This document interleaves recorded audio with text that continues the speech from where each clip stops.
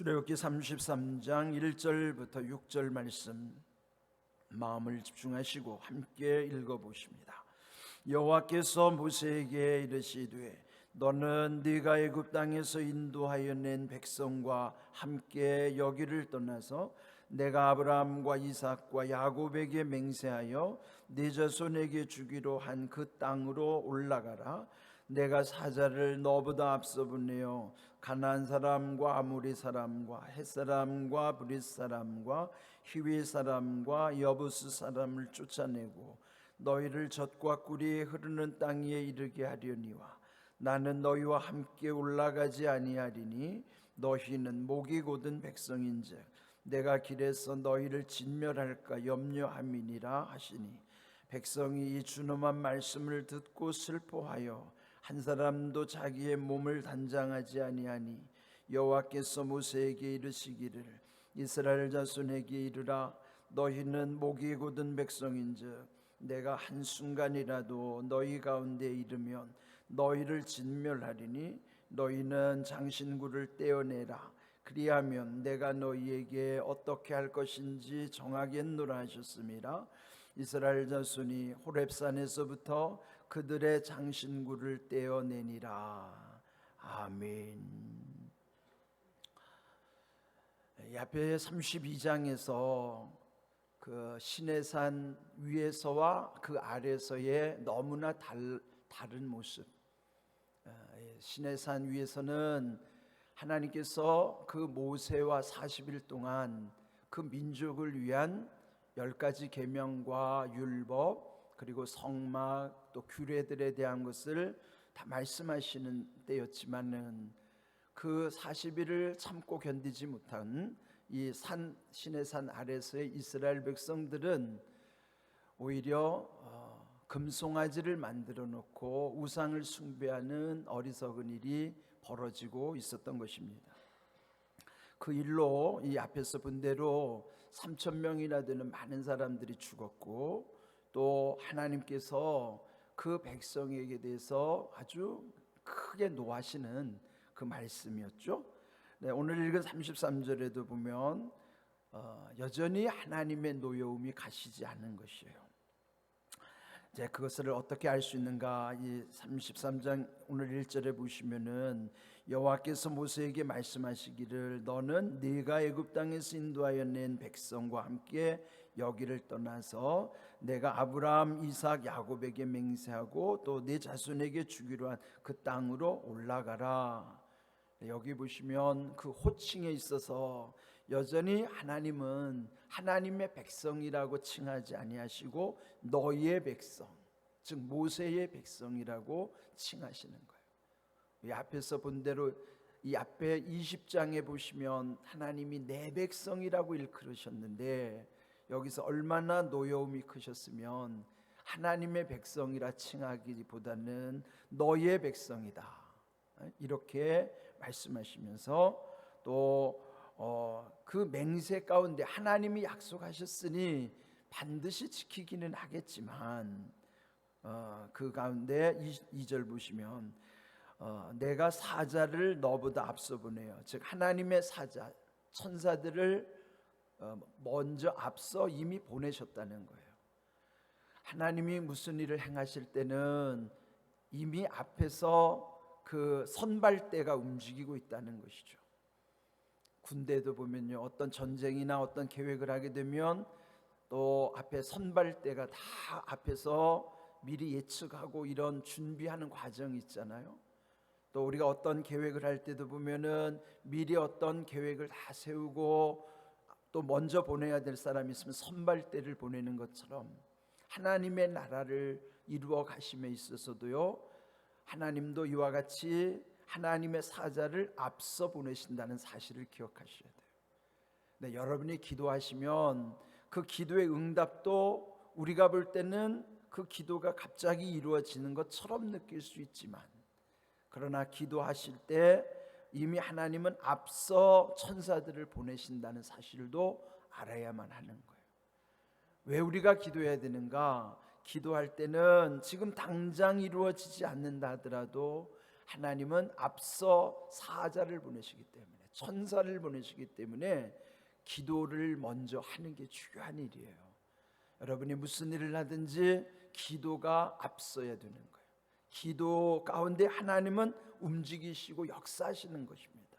여기도 이 지금 가나안을 향한 행진 가운데 하나님이 앞서 사자를 보내심으로 거기 이미 털을 잡고 있는 가나안의 7 족속들, 여긴 6 족속으로만 나와 있지만은 그 족속들을 쫓아낼 것이고, 또 약속하신 대로 젖과 꿀이 흐르는 땅, 즉 가나안 땅에 이르게 할 것인데, 내 문제는 3절, 나는 너희와 함께 올라가지 아니할 것이니 즉 너희는 목이 곧은 백성이라. 그래서 그 목이 곧은 백성 너희를 내가 또 가다가 진멸할까 염려하기 때문이라. 여기서 붙은 그 백성의 별명이 목이 곧은 백성이에요. 여러분이 곧다고 하는 것은 어떤 심지가 곧다고 할 때, 마음이 어떤 의로운 마음이 곧은 마음은 좋은 거예요. 그러니까 곧다는 표현이 어디에 쓰여 있느냐에 따라서 그게 긍정적으로 좋은 표현일 수도 있지만은, 여기서는 목이 곧은 백성이라고 할 때는 이건 아주 나쁜 표현이죠. 우리도 목이 곧는다는 것은 기부스한 목을 생각하면 돼요. 여기다 기부스를 대면은 이게 움직여지지 않잖아요. 예? 근데 기부스를 안 했는데도 이게 목이 곧은 백성이에요. 그래서 하나님의 음성 가운데 이 목이 움직여지지 않는 거예요. 순종하지 않는다는 것이죠. 목이 곧다는 것은 아주 옛날 표현으로 강팍하다는 것이고, 또 이거는 교만의 상징이에요.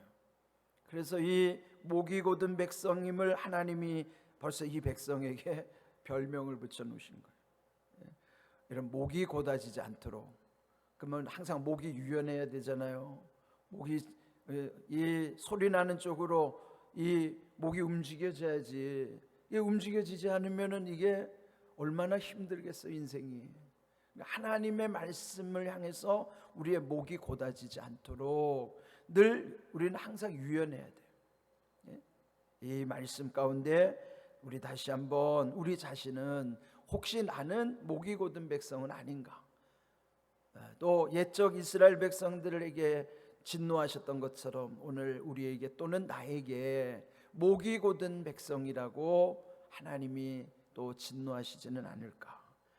그러면 이 말씀 앞에 잘 순종하는 것, 그 잘 순종한다는 게 성경에 보면은 양순이라고 하는 표현이 있어요. 양순.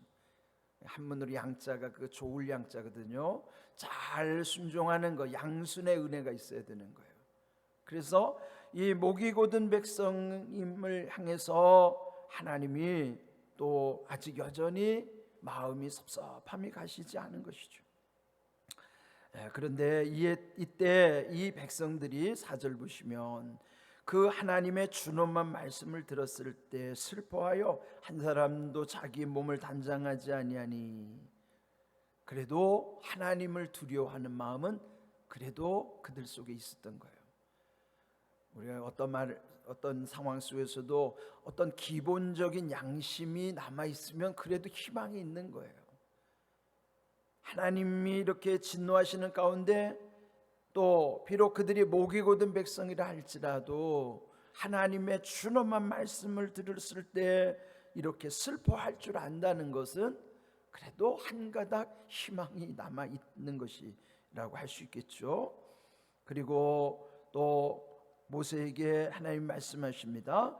또 여전히 또 강조하시는 거예요. 너희는 목이 곧은 백성인즉 내가 한순간이라도 너희 가운데 이르면 너희를 진멸하리니. 이제 그 상황 속에서 하나님이 명하시는 것은 너희는 장신구를 떼어내라. 장신구라는 거 몸에 붙이는 뭐 액세서리 같은 거잖아요, 이런 게. 오늘날 이 뭐 장신구는 그래도 뭐 여러분의 어떤 하나의 자기를 돋보이게 하는 어떤 미용에 관한 좀 더 자기 관리의 하나의 방편일 수 있겠지만, 이 당시의 장신구라고 하는 것은 우상 숭배와 관련이 있는 거예요.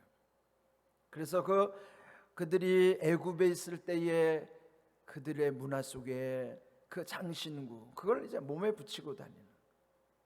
네, 이걸 일종의 오늘로 표현하면 하나의 부적과도 같은 것이죠. 어떻게 몸에다가 지니고 있으면 마치 그것이 나를 지켜준다고 믿는 것, 그게 우상이잖아요. 그는 뭐 꼭 이게 참 보면은 많이 배운 사람도 참 이 우매함을 떨치지 못하더라고요. 저도 그 군대 있을 때 같이 동료 중에 그 서울대학교 나온 동료가 있었는데 그 항상 이 주머니에 보면은 부적을 지니고 다녀요. 물론 그의 의지와는 상관없이 어머니가 챙겨주셨기 때문에 어쩔 수 없이 뭐 부적을 늘 갖고 다닌다고는 하지만 참 어떤 면에서 보면은 야, 서울대학교를 나온 분도 저렇게 부적을 넣고 지니고 다니는구나. 그때 생각한 것이 사람이 많이 배웠다고 지혜로운 건 아닌 것 같아요. 이거 보면은 참 사람이 얼마나 한없이 나약한 존재인가, 또 얼마나 어리석은 것인가. 그거 그 무당이나 점쟁이들이 그거 아주 대충 이렇게 해놓은 거를 그거에 그냥 두려워 가지고 그런 우리의 연약함이 있는 것이. 그런데 하나님은 이런 것도 가증히 여기시는 것입니다. 데살로니가전서 5장 22절에도 보면요, 거기 악은 모든 모양이라도 버리라 그렇게 말씀하시는 거예요. 근데 여러분 이제 자녀들 요즘 세대들에게 이런 훈련을 잘 시켜주셔야 돼요. 요즘은 길거리에 다니면 무슨 타로점 보는 데도 있고 이 점치는 카페도 있고요, 또 무슨 손금 보는 데도 있고 무슨 관상 보는 데도 있고 또 액세서리 무슨 이런 데 보면 거기에 아주 부적이나 또 그런 요소들이 가미된 것이 보여 있다고요. 또 여행을 가면은 또 아무 생각 없이 사오는 것, 그런 형상들 가운데에도 우상 숭배적 요소들이 있어요.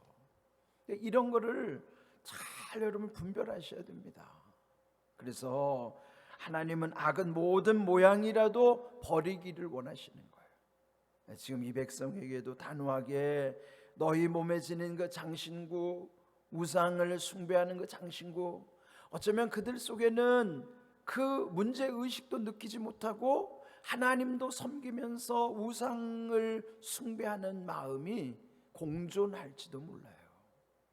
이런 것이 하나님을 노엽게 하시는 거예요. 그래서 결국 그 장신구를 떼내라, 그리하면 내가 너희에게 어떻게 할 것인지 정하겠노라. 조금 하나님이 이제 여지를 남기신 것이죠. 그때 그 백성들이 호렙산에서부터, 그 시내산이죠, 시내산에서부터 장신구를 떼어내게 됐다. 그렇다면 여기까지 계속 애굽에서부터 나올 때 장신구를 몸에 다 지닌 거예요. 그들의 무의식 속에, 여러분 무의식이라면 생각 없이 하는 일이고요. 나도 모르게 아무 문제의식 없이 생각 없이 하나님이 싫어하는 요소들이 내 속에 있을 수 있어요. 이런 것들을 끊을 수 있어야죠. 네, 그 사건으로 인해서 그 시내산에서부터 그 백성은 장신구를 떼냈다. 이게 의미가 있는 거예요. 이런 사건을 통해서 그들 나름대로 조금씩 깨달아지는 거예요. 여러분 소 잃고 외양간 고친다는 말 있잖아요. 물론 그 전에 외양간을 잘 고쳐서 소를 잃지 않았으면 더 좋았겠지만, 소를 잃었다 하더라도 외양간을 고치는 것, 그 후속 조치도 필요해요. 그래야 똑같은 실수 반복하지 않고 또 내 모든 삶도 더 온전하고 든든해질 수가 있는 것인 것이죠. 오늘 이 말씀을 우리 마음에도 잘 적용해야 되는 거예요. 혹시 나에게는 아무 생각 없이 하나님이 가증히 여기시는 것이 내 생각 속에, 내 삶 속에, 또 우리 가정 속에 그런 요소는 없는가? 그런 거를 우리 자신도 모를 수 있지만은, 그러나 하나님께서 기도할 때마다 또 깨닫는 은혜를 주심으로 그런 것을 하나씩 하나씩 버려나가야 되는 거예요. 이들이 마침내 그 시내산에서부터 장신구를 떼내게 됐던 계기가 된 것처럼, 여러분이 말씀의 영이 충만해질수록, 또 여러분의 믿음이 더욱더 온전해질수록 하나님이 기뻐하시는 쪽이 더 많아지고, 그래서 더 하나님이 기뻐하시는 인생으로 세워져 갈 수 있도록, 그런 복된 인생, 복된 삶이 되기를 주님의 이름으로 축복합니다. 아멘.